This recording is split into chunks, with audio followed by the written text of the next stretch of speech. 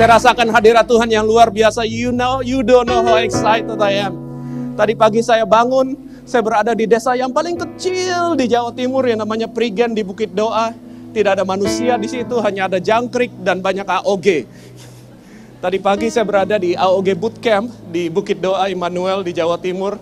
And now I'm in the middle of the busiest city in Indonesia, in the world, in the middle of the most awesome young people in the world. What a day! Beri tepuk tangan juga, so awesome. Dan saya rasakan hadirat Tuhan yang indah. Honestly, saya jarang nervous, tapi saya agak nervous. Jadi jangan nervous buat saya, oke? Tapi malam ini saya tahu ada sesuatu yang Tuhan sedang kerjakan. Dan izinkan saya memulai dengan mengatakan bahwa ada satu organisasi, ada satu kelompok orang-orang yang hari ini sedang bekerja sangat-sangat keras. Bahkan lebih keras daripada Anda sendiri untuk mengusahakan kesuksesan Anda.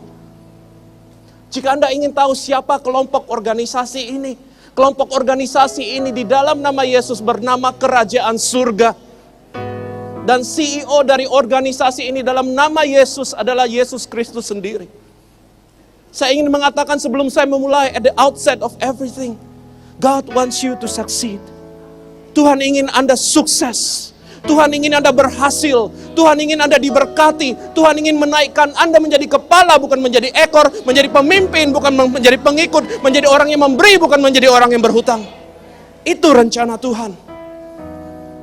Dan percaya atau tidak, mungkin Anda hari ini mengalami masalah-masalah dan mengalami struggle dan mengalami hal-hal yang Anda pikir tidak membuat Anda maju. Apapun yang Anda sedang lewati hari ini, Tuhan sedang bekerja dengan sangat keras untuk mempersiapkan Anda untuk masuk dalam bisnis dan karir yang persis seperti yang Dia rancang buat Anda. Ada amin tempat ini. Tapi bisnis daripada Tuhan yang Dia ingin berikan kepada Anda, karir yang Tuhan ingin berikan pada Anda, it's not just about money. It's not just about position. It's not just about title. It's not just about kantor Anda di lantai berapa, di sisi sebelah mana pemandangannya lebih bagus mana, dan berapa ribu orang ada di bawah Anda. Walaupun itu pun termasuk, tapi lebih daripada itu, bisnis yang Tuhan ingin berikan kepada Anda, karir yang Tuhan sedang rencanakan dan bekerja keras untuk siapkan melalui apa yang Anda lewati dan apa yang Anda akan lewati, adalah sesuatu yang Tuhan pikirkan, yang membawa saat Anda masuk ke dalamnya, membawa agenda kerajaan surga, membawa satu value added yang jauh lebih tinggi daripada hanya sekedar shareholders value. Membawa satu value added yang tidak dapat dibeli walaupun dengan semua capital yang ada di dunia ini. Dan juga membawa dampak kepada setiap orang yang mengalami apa yang Anda akan kerjakan bersama dengan Tuhan. Ada amin. Dan malam ini Tuhan ingin katakan, dan firman ini membagikan sedikit KPI, Key Performance Index, yang berbeda dengan apa KPI dunia ini yang terapkan dalam bisnis Anda hari ini. Dunia menerapkan KPI berdasarkan profitability, berdasarkan margin, berdasarkan turnover, berdasarkan performance, berdasarkan effectiveness. Tapi Tuhan mempunyai KPI yang sangat berbeda, yang Dia pakai di dalam business plan Dia dan career development plan bagi Anda di tempat ini. Ada amin. Dan tahukah, sewaktu saya mulai pikirkan itu, Tuhan mulai bukakan ini, saya baru sadar, banyak daripada kita yang hari ini merasa stuck. Kita tidak bisa maju lagi, kita mentok. Bahasa Jawanya mentok ya. Kita mentok. Ya, kita stuck. Kita merasa kita udah nggak punya ruangan naik lagi, kita nggak bisa maju, kita nggak bisa mundur, kita nggak bisa kemana-mana. Persis kayak macet di tengah Salemba, di tengah jam kantor. Kita rasa stuck. Mengapa kita stuck?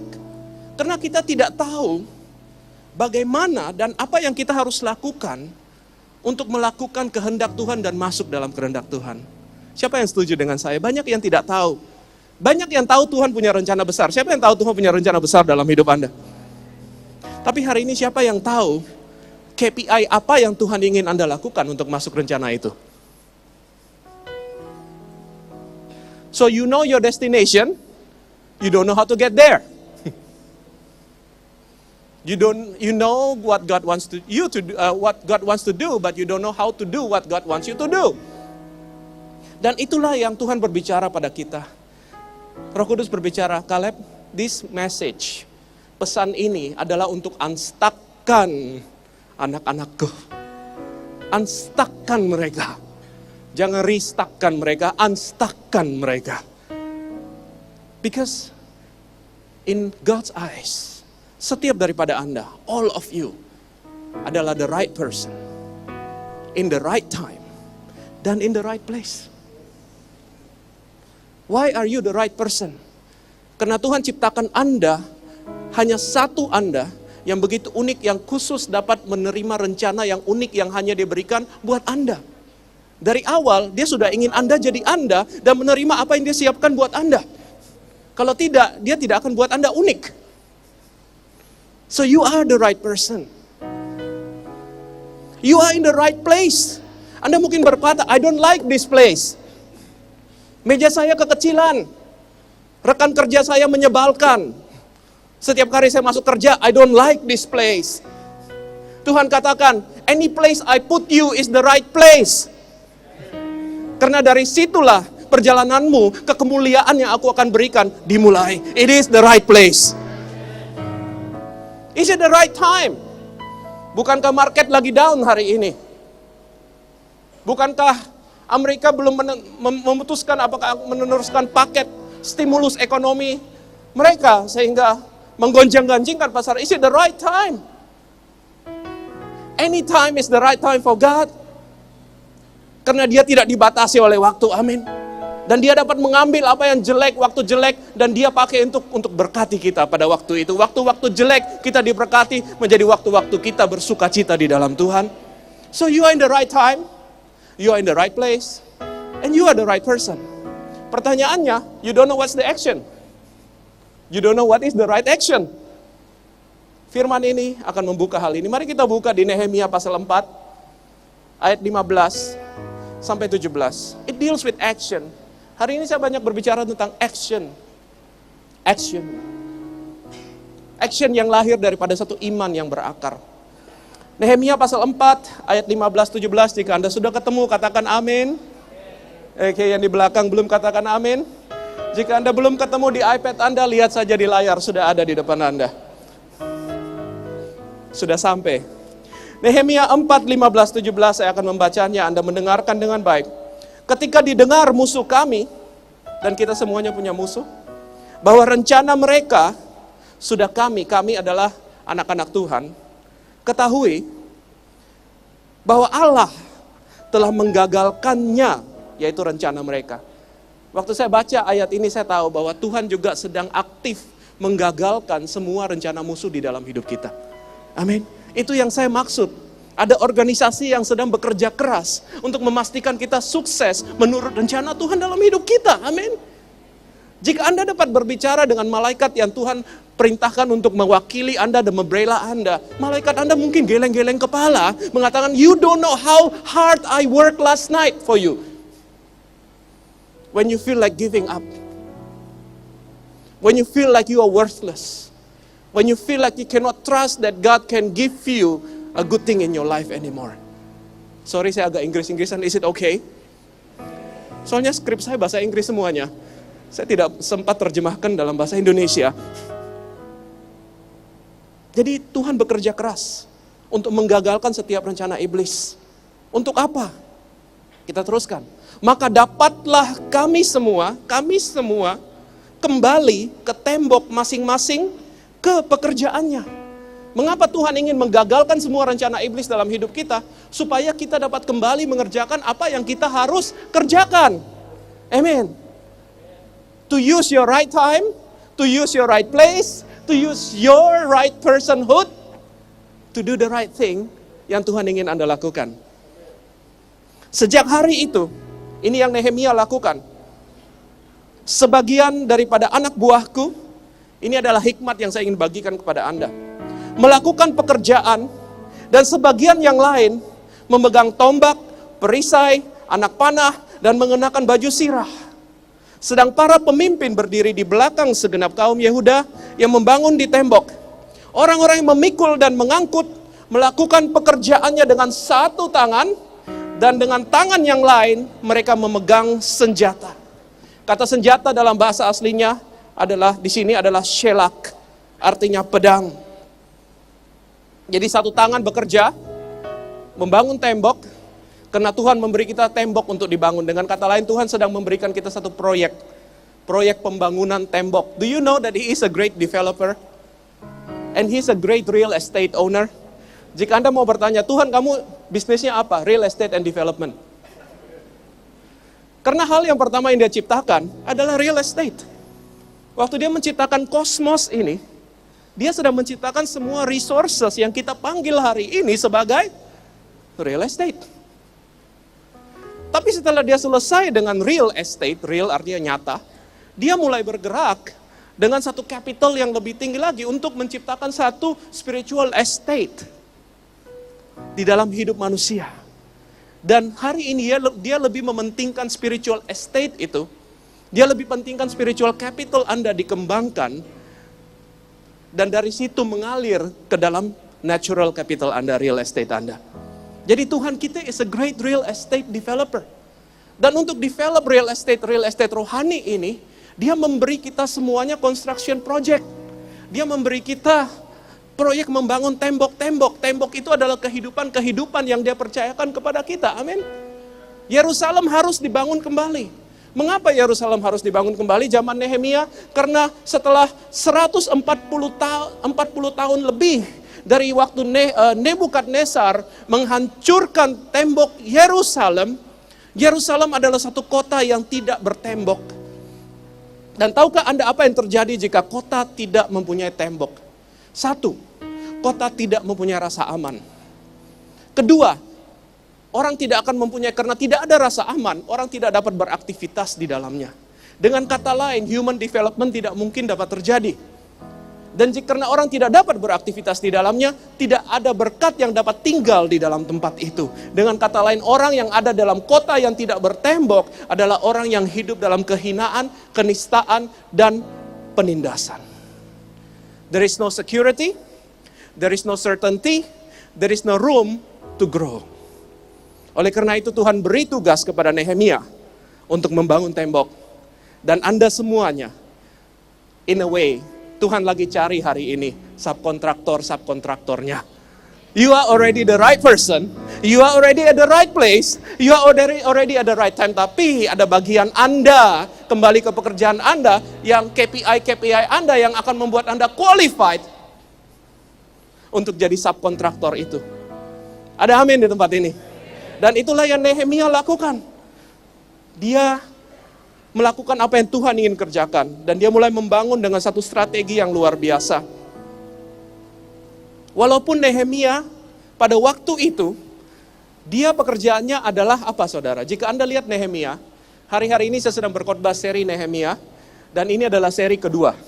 Yang pertama saya khotbah di Kebaktian Umum di Surabaya, 1, 2, 3, 4 khotbah yang sama. Yang kedua ini di NYPEC ini. Jadi satu hari saya akan satukan seri khotbah Nehemia saya. Dan saya berdoa itu menjadi berkat bagi banyak orang. Dan apa yang latar belakang Nehemia sangat-sangat tidak qualified. Karena pekerjaan Nehemia satu, dia nggak ngerti soal bangunan. Dia bukan kontraktor bangunan. Dia bukan politicians. Dia bukan army general. Dia bukan administrative official. He's the king's bartender. Bahasa kerennya, he is the king's mixologist. Tugasnya adalah menyajikan minuman-minuman koktail atau anggur-anggur yang terbaik untuk menyenangkan hati raja. Jadi kalau selalu ngomong anggur, dia jago. Karena itulah tugasnya. Tapi dia menangkap hati Tuhan. Dia menangkap hati Tuhan, jeritan hati Tuhan tidak tahan melihat umatnya di Yerusalem, hidupnya terbengkalai dan tidak punya masa depan. Dan dia lihat sekelilingnya, tidak ada anak Tuhan yang mengatakan, Tuhan ini aku. Akhirnya dia katakan, Tuhan ini aku. Pakai aku. Dia berdoa selama 4 bulan, sejak dia dengar kabar bahwa Yerusalem hancur dan orang-orangnya menderita. Akhirnya dia memberanikan dirinya. Sama seperti Esther menghadap raja. Raja yang dia hadapi adalah anak tiri dari Esther. Karena sebelum Esther menikah, suaminya Ahasuerus mempunyai seorang istri yang bernama Ratu Wasti. Dan Ratu Wasti akhirnya diceraikan karena tidak menuruti perintah raja, dan akhirnya Esther menjadi permaisuri. Anak dari Ratu Wasti akhirnya menjadi raja setelah Ahasuerus meninggal dan bernama Xerxes. Dan Raja Xerxes, Xerxes, Xerxes, mempunyai polisi yang sama. Dia meneruskan polisi ayahnya, karena ayahnya pernah membatalkan pembangunan kota Yerusalem yang dilakukan oleh Ezra dan satu lagi namanya Serubabel. Ezra dan Serubabel. Dan 70 tahun Raja Persia mengatakan kami tidak akan membangun kembali tembok Yerusalem. Dan hari itu dengan mempertaruhkan lehernya, Nehemia datang kepada sang raja dengan muka yang murung. Anda tahu kan, Esther mau ketemu raja, dia harus mandi 1 bulan kan, dengan wangi-wangian dan segala macam. Bayangkan ini, the king's mixologist yang harusnya bawa minuman yang terbaik pada raja dengan senyum, datang di hadapan raja dengan murung. Tahukah Anda dilarang bertemu raja dengan wajah murung? Karena Anda akan insult, Anda akan bikin raja merasa, aku ini kurang baik buat kamu sehingga kamu datang dengan muka murung kepada aku. Dan hukumannya adalah mati. Tapi hari itu Nehemia sudah tidak dapat menahan pekerjaan Roh Kudus dalam hatinya. He knows that he is the right person. He is the right time, this is the right place, and he goes with the right action. Dan akhirnya dengan luar biasa, titah raja yang seharusnya tidak dapat dibatalkan. Dan bukan hanya raja membatalkan memberi izin Yerusalem dibangun kembali, tapi raja memberi sumber daya yang dibutuhkan. Dan raja memberi Nehemia satu posisi menjadi gubernur daripada Palestina dan Yudea. Dan berangkatlah dia membangun, dan sampai di tempat itu, ternyata perjuangan Nehemia belum selesai. Karena orang-orang Israel pada waktu itu tidak terlalu ingin bekerja sama dengan dia. Dan yang bekerja sama pun berantem terus satu dengan yang lain. Dan bukan hanya ada berantem di dalam, tapi juga ada berantem di luar. Semua musuh-musuhnya tidak senang, orang Palestina, orang Hewi, orang macam-macam itu nggak senang melihat Yerusalem dibangun kembali. Dan mereka mengintimidasi, mereka mengadakan terorisme, mereka mengadakan threat, mereka mengadakan show of force, dan setiap hari mengganggu pekerjaan itu. Dan saya tahu Anda semuanya juga pasti akan mengalami hal ini saat Anda berjalan dalam kehendak Tuhan. Oleh karena itu, the message today is so important. Apa yang dialami Nehemia, apa yang dia lakukan dapat menjadi the key untuk unlock the power of right time, right place, and right person yang Tuhan berikan kepada Anda. Caranya bagaimana? Nehemia bekerja God's way. Rahasianya adalah Nehemia tidak hanya bekerja dengan satu senjata, dia bekerja dengan 2 senjata. Senjatanya adalah ini. Pada satu tangan untuk membangun, namanya trowel, bahasa Indonesianya sekop. Satu tangan lagi, ini dipakai sama pekerja impor dari Jepang, namanya samurai. Mungkin zaman itu pekerja Jepang murah. Dan banyak di Persia, saya nggak tahu. Dia memakai ini. Dan kedua hal ini mempunyai satu secret wisdom yang Tuhan buka kepada hati saya. And I really enjoy this waktu Tuhan bukakan. Saya akan mulai dengan sword, karena ini lebih keren. Dan saya suka Last Samurai, Tom Cruise. Jadi saya mulai dengan sword. Sword tidak pernah diberikan kepada satpam. Betul? Satpam dapat apa? Pentungan. Sword hanya diberikan kepada soldiers atau ninja. Tergantung pada sisi mana. Tentu ninja tidak punya license dan soldier punya license. Pedang diberikan pada tentara. Pedang sangat glamorous, sama seperti samurai ini. Ada talinya. Ini yang palsu, ini yang murahan. Oh, asli. Yang lebih asli lagi, ada tanda tangan dari Master Shinsei yang membuatnya. Di desa mana, prefecture mana, kota mana di Jepang, keturunan Shinsei keberapa, dengan besi apa, dan penempaan apa, dengan gaya apa, dengan apa, dan apa-apa semuanya. Semuanya harus serba precise. pedang adalah sesuatu hal yang sangat-sangat glamorous. Tapi pada dasarnya, pedang hanya mempunyai satu fungsi. What is the function of a sword? To kill. No matter how beautiful this thing is, this is designed to make you feel pain. Betul? Pain. Jadi, siapa yang memakai hal ini akan menentukan apakah ini berguna atau tidak. Di tangan yang salah akan create harm, merusak. Di tangan yang baik akan membawa perlindungan. Ini yang satu. Yang kedua, ini sangat boring. Jika ini Anda beli di toko yang mahal, tidak ada orang koleksi ini. Siapa yang koleksi ini? Buy and throw away kan? Begitu kotor, ya buang, ya buang, ya buang. Sangat tidak glamorous. Siapa yang bangga punya ini? Siapa yang berani jalan-jalan di situ bilang, "Oh, lihat ini keren banget alatku." Tapi Anda berani dengan jalan ini. Anda malu dengan bawa ini. Ini untuk apa? Ini biasanya dikasih kepada pekerja. Tugasnya apa? Sangat sederhana, membangun tembok. Tugasnya membangun. Ini menyerang dan melindungi. Membangun, menyerang dan melindungi. Dua hal ini sangat-sangat tidak compatible.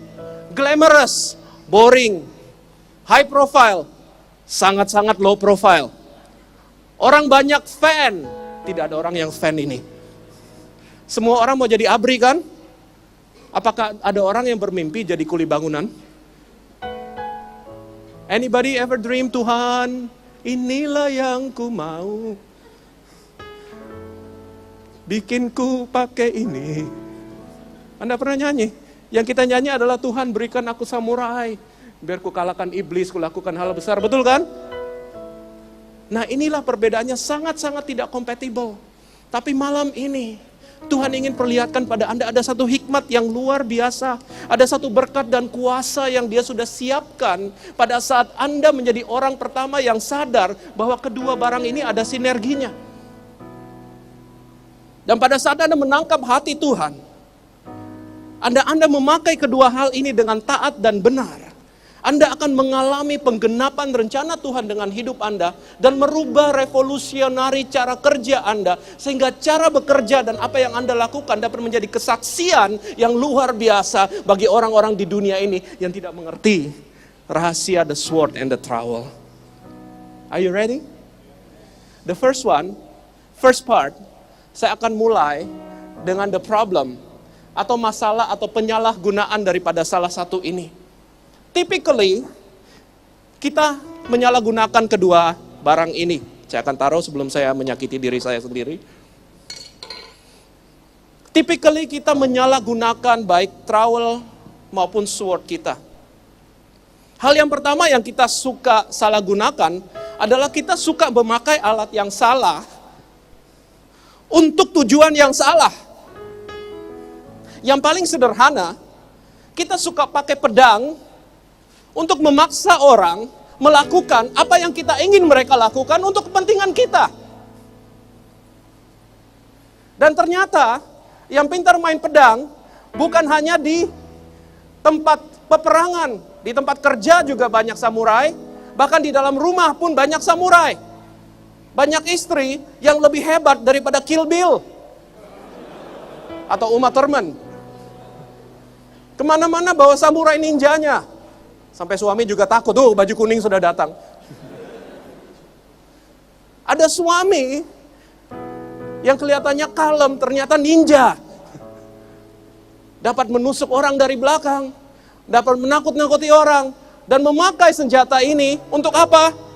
Untuk memaksa orang melakukan apa yang Anda ingin mereka lakukan, walaupun tidak menguntungkan mereka. Akhirnya, saat kita lakukan hal itu, saat kita salah gunakan penggunaan pedang ini dalam pekerjaan kita, we will hurt a lot of people. Karena tugas dari pedang adalah apa? To hurt people. Dan saya ingin katakan pada Anda, berkat Tuhan dalam hidup Anda, bisnis Anda, karir Anda tidak dapat dibangun atas kesakitan hati orang lain. Anda mengerti kebenaran yang pertama ini?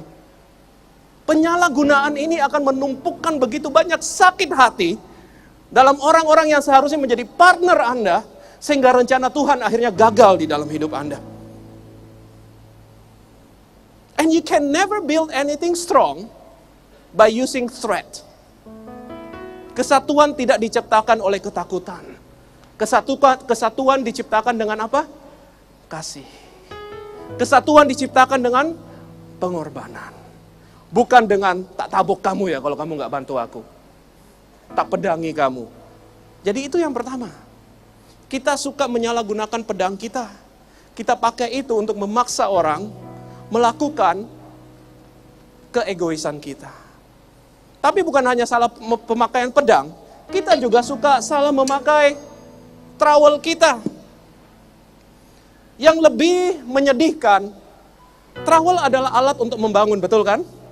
Tapi banyak daripada Anda yang hari ini bekerja dan memakai sumber daya yang Tuhan berikan kepada Anda untuk mengembangkan usaha Anda, untuk mengembangkan karir Anda, untuk memberkati orang lain sehingga dapat mengembangkan semuanya.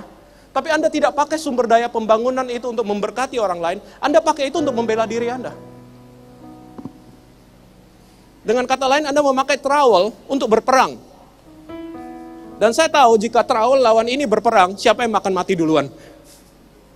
Tentu yang bawa trowel. Walaupun Bruce Lee yang bawa trowel.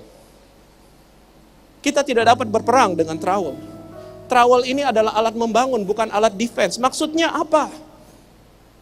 Don't use your business excellence, atau talenta Anda, atau kelihayan Anda, atau apa yang hebat yang Anda dapat lakukan dalam bisnis Anda, untuk sebagai sesuatu yang Anda pakai untuk membela diri, atau sebagai sesuatu yang Anda pakai untuk menjatuhkan orang lain.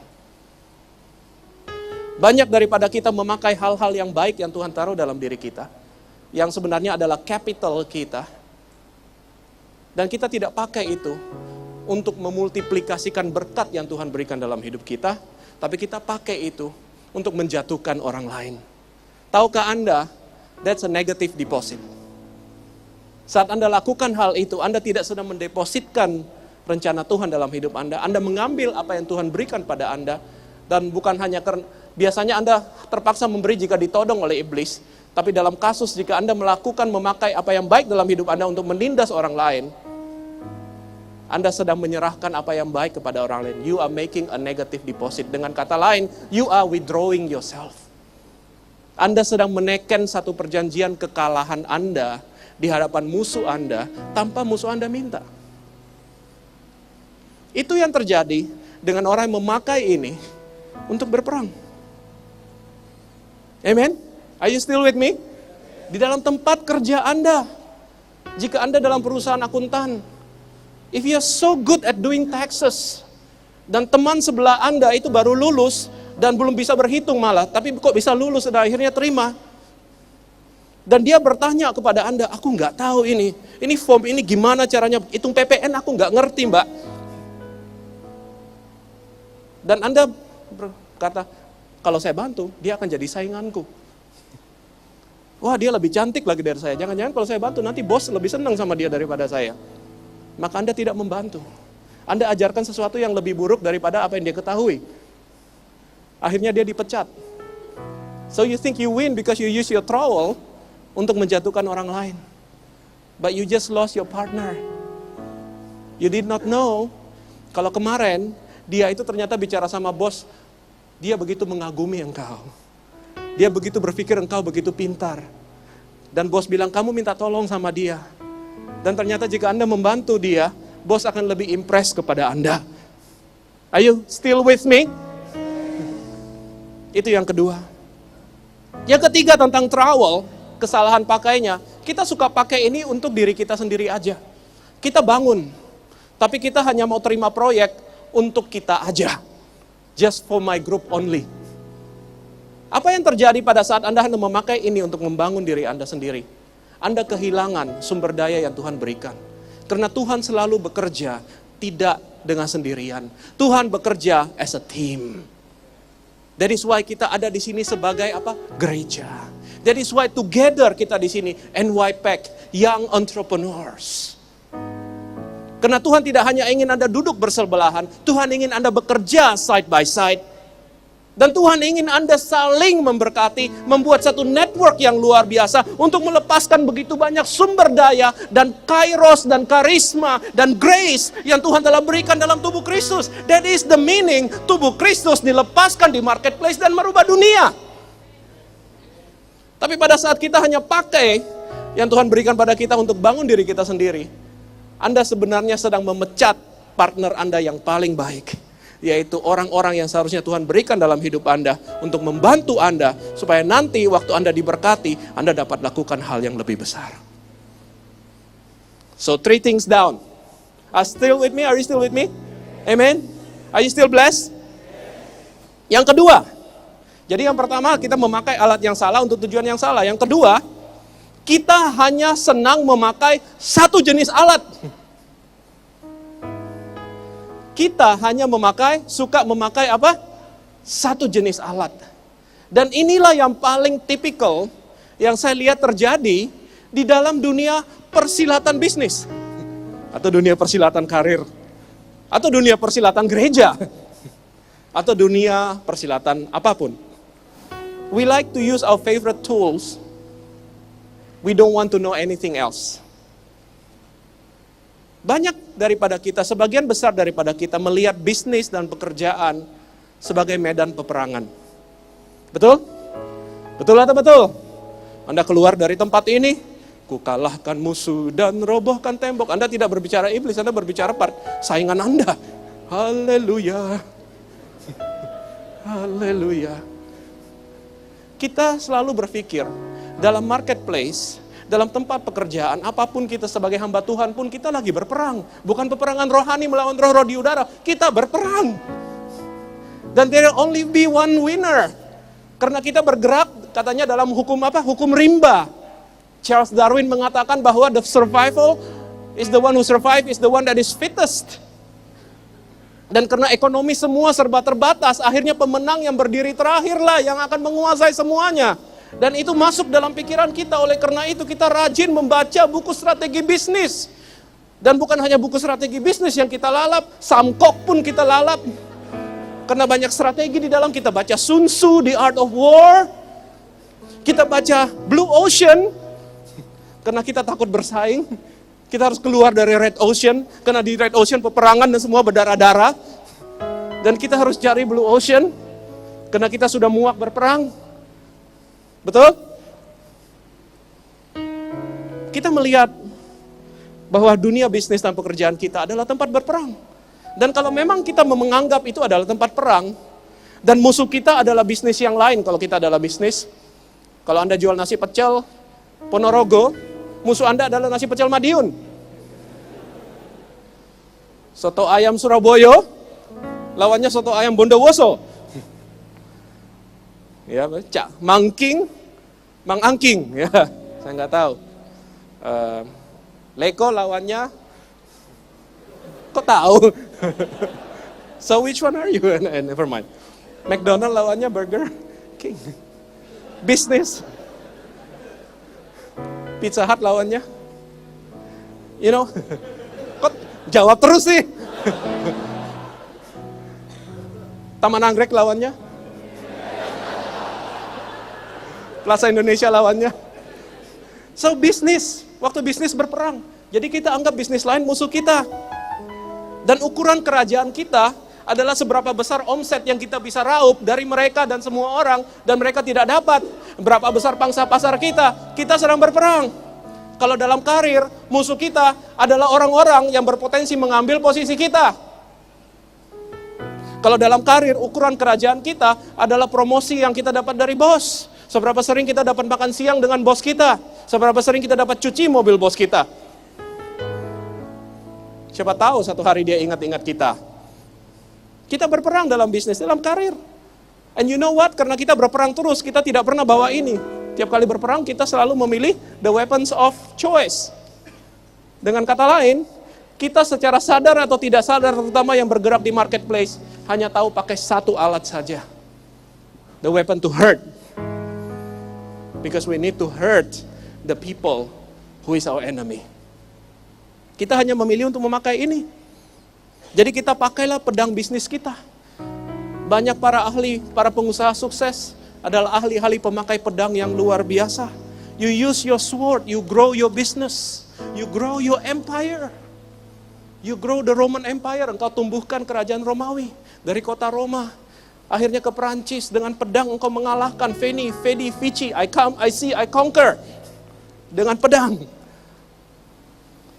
Genghis Khan naik kudanya dan tidak pernah pulang lagi. Dengan pedang, dia mengalahkan seluruh Asia, bahkan hampir menguasai Eropa.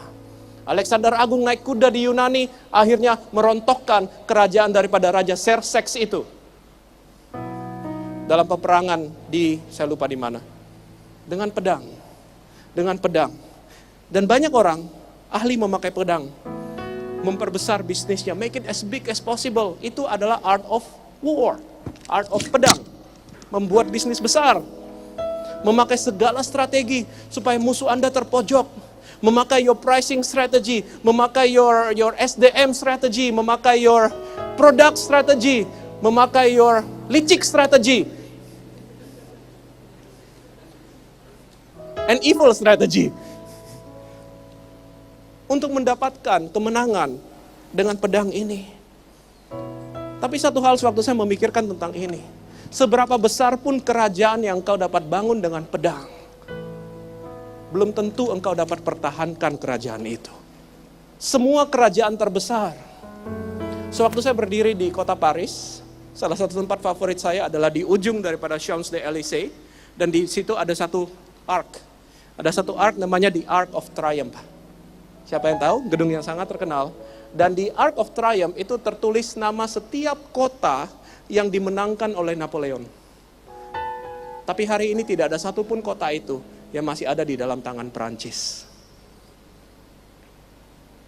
Dan saya pergi ke kota Roma, dan saya berdiri in another arc. Namanya The Arc of Titus. Titus adalah kaisar Romawi yang membumi hanguskan Yerusalem. Dan di ark itu ada gambar-gambar orang Yahudi diperbudak oleh orang Romawi. Dan tertulis setiap kota yang dibumi hanguskan oleh Kaisar Titus. Bukan Titus dalam perjanjian baru ini ya. Ini Titus yang baik. Itu Kaisar Titus. Tapi hari ini, apapun yang ditulis di situ, sudah tidak milik kerajaan Romawi lagi. No matter how big you get, no matter how good you pakai you punya pedang, satu hari akan ada orang yang lebih pintar main pedang daripada Anda, yang dapat mengalahkan Anda dan menghancurkan betapa besarnya Anda pun. It's very dangerous untuk hanya tahu cara memakai satu alat perang. BlackBerry. Oh, sorry. Research in motion. Atau hari ini kita kenal dengan nama BlackBerry. Saya nggak tahu mereka kapan bisa make up their mind. Pada saat jaya-jayanya. Pada saat jaya-jayanya, siapa yang nggak pegang BlackBerry? Presiden Indonesia, dari Megawati dan seterusnya sejak BlackBerry keluar, tidak dapat kerja tanpa BlackBerry. Betul? Anda tidak dapat kerja tanpa BlackBerry. Koruptor tidak dapat kerja tanpa BlackBerry. Maling pun tidak dapat kerja tanpa BlackBerry. BlackBerry begitu perlu. You know why? Dia punya satu proprietary technology. Dia punya BlackBerry server. Itu adalah waktu itu paling aman di dunia. Apa yang masuk dalam itu tidak dapat dibuka oleh orang siapapun. Jadi aman. Oleh karena itu, kriminal juga suka pakai BlackBerry karena tidak dapat disadap. Sampai FBI pakai, CIA pakai, INS pakai, Imigrasi Amerika, dan Federal Police pakai, dan semuanya pakai karena itu. Everybody use BlackBerry, everybody loves BlackBerry. It's big, it's really big. Pada waktu zaman jaya-jayanya, value daripada BlackBerry itu adalah $41 billion. $41 billion. Tapi hari ini, dan you know what? BlackBerry sebagai perusahaan so big, tidak pernah berhutang. Sampai hari ini belum utang. Hari ini BlackBerry masih surplus $2,6 billion. Cash. Dia punya cash 2,6 miliar dolar. Dan ditambah dengan dia punya nilai paten $1 billion. Dengan kata lain, anytime dia punya $3,6 billion. No debt. BlackBerry begitu sukses memakai pedang, dia mendominasi pasar BBM. Sangat spesifik. Dia Blue Ocean sendiri. Sampai hari ini WhatsApp tidak dapat mengalahkan BBM. SMS apalagi. Yahoo Messenger, Google Talk, sudah nggak ada. MSN, Messenger, no more. Sebenarnya dari sisi teknologi dan kehebatan dan keunikan BBM, raja daripada niche itu. Anda mengerti niche? Blue Ocean. Tempat di mana Anda sendiri berkuasa, tidak dapat orang lain yang dapat menguasainya. Seharusnya BlackBerry is very strong, betul? Tapi what happened today? BlackBerry sudah drop. Jika Anda dapat lepaskan BlackBerry Anda dengan senang hati akan menukarkannya, betul kan? Bahkan hari ini ada fan club, I hate BlackBerry Club. Nilai saham BlackBerry turun dari 41 M itu, dolar, sampai hari ini hanya 5 miliar dolar. Itu pun lagi mau dijual-jualin dan orang tidak ada yang mau beli. Dan penawar-penawarnya kayak gengsi-gengsian. Sampai hari ini BlackBerry sudah berhasil. Berhasilnya apa? Berhasil layoff. Apa layoff bahasa Indonesianya? Memecat PHK 7.000 orang. BlackBerry yang begitu jaya, begitu besar, yang sebenarnya masih menguasai pangsa pasar, tidak punya utang, punya 2, berapa billion dollars. Hari ini memecat 7.000 orang. Saya bisa bayangkan keluarga-keluarga yang tinggal di Kanada, karena saya pernah tinggal di Kanada. Bagi orang di Kanada dan di Amerika, pekerjaan adalah bagaikan segala-galanya. Begitu mereka punya kerja, mereka langsung mortgage rumah. Mereka tanpa kerja, mereka tidak dapat mortgage rumah. Tanpa kerja, mereka tidak dapat beli mobil. Tanpa kerja, mereka tidak mempunyai harga diri. Tanpa kerja, mereka tidak dapat menyekolahkan anaknya. Tapi karena satu perusahaan yang terlalu pintar main pedang dan tidak pernah melakukan apa saja yang lain yang dia perlu lakukan, akhirnya 7.000 orang dipecat. So, my point is, when you do business, jangan hanya mau main pedang. When you do career, jangan hanya mau main pedang. Dengan kata lain, don't just think of big. Don't just think of big. When God has a plan for you, waktu Tuhan punya rencana untuk bisnis Anda, waktu Tuhan punya rencana karir Anda, kata big tidak ada di dalamnya. Kata Tuhan adalah sesuai dengan apa yang terbaik bagi kamu. Dan apa yang dapat kamu, Anda dan saya makin lama makin menjadi seperti Kristus. Ada amin di tempat ini? Jadi Tuhan tidak hanya berbicara big. Kita masih ada satu senjata lagi yang kita selalu tidak suka pakai. Karena terlalu sederhana. Karena terlalu humble. No matter how big you are, you will lose. Banyak pengusaha hari ini memandang rendah ini. Karena tidak ada orang yang kemana-mana membawa ini. Betul? Kita suka pakai ini. Kita dalam proses, Gereja Mawar Sharon dalam proses membeli satu tower. Dan dalam hal itu, kita engage beberapa top lawyers. Dan saya mulai sadar, saat lawyer kita bertemu dengan lawyer penjual, dan kita mulai berbicara tentang hal-hal yang penting yang harus disettle sebelum kita dapat clear membeli sesuatu yang besar, bahwa lawyer itu seperti pedang. Pengusaha banyak yang sangat bangga dengan lawyernya. I can eat you up anytime. I can out-lawyer you. I can outbeat you. I can hostile take over you. I can take the carpet out of your foot.